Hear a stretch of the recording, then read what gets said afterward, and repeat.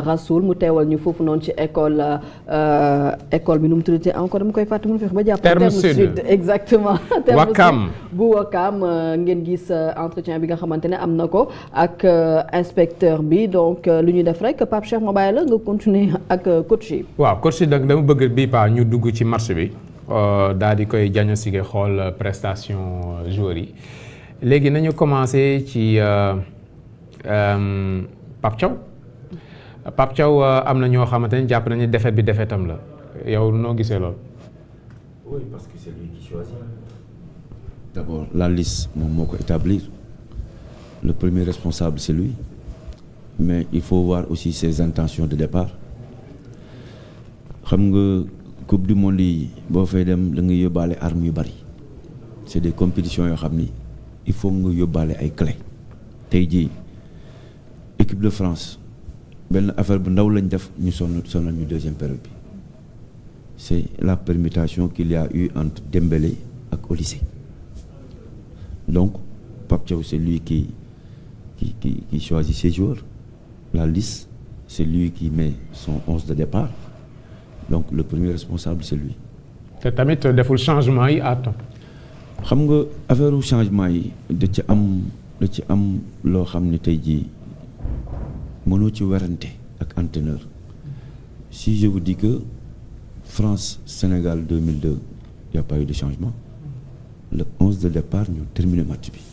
waaw mais amul woon ay joueurs yu émoussé comme ni ñu gisee Sadio Mané mënatul woon daw yi doon daw premier mi-temps ni ñu ko gisee ci Kalidou Koulibaly bu Olysée defee ni wala Mbappé def appel mënu koo topp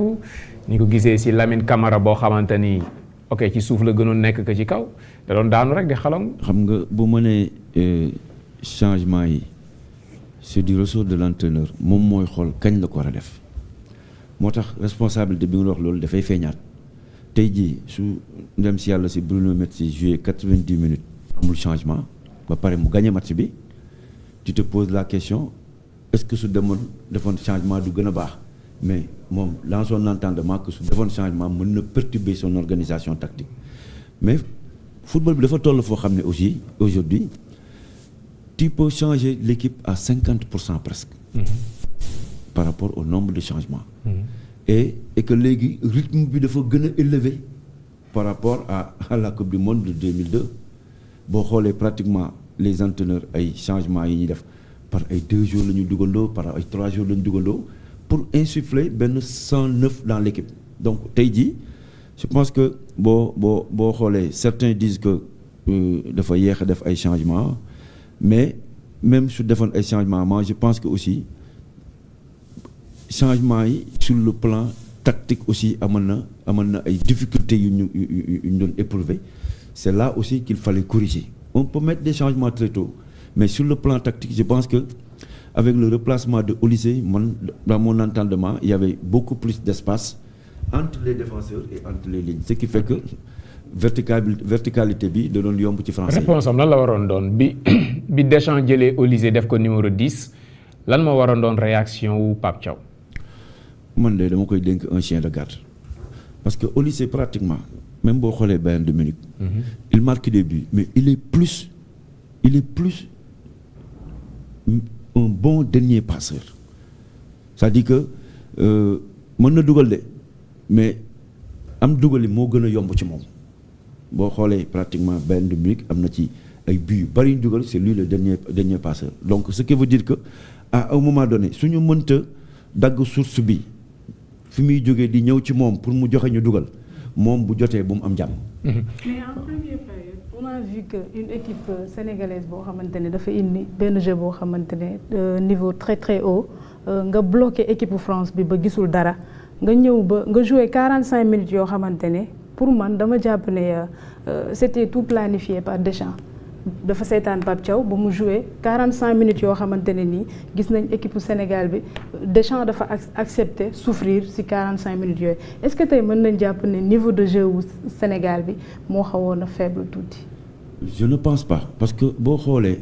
même Deschamps a dit à la fin de la partie ils étaient crispés ils se sentaient pas très à l'aise donc am na benn moment de doute bu français yi tolloon su ngeen xoolee image yi instant boobu sax Didier Deschamps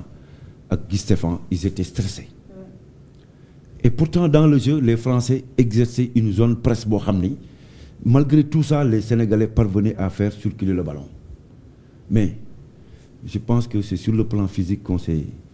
loolu la ñëpp gis. kon physiquement le Sénégal attanul match bi. les pertes de balles aussi. qui a fait souffrir le milieu de terrain avec Pape Gueye. perte de balle yooyu dinañ si ñëw dama bëgg jàngat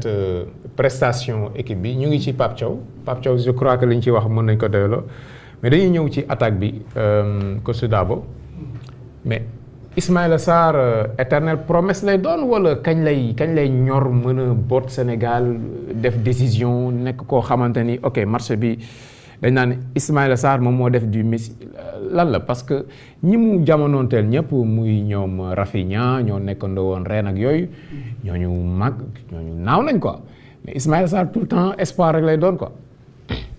waaw loolu moom xam nga jàngat bi ñëpp loolu lañ jox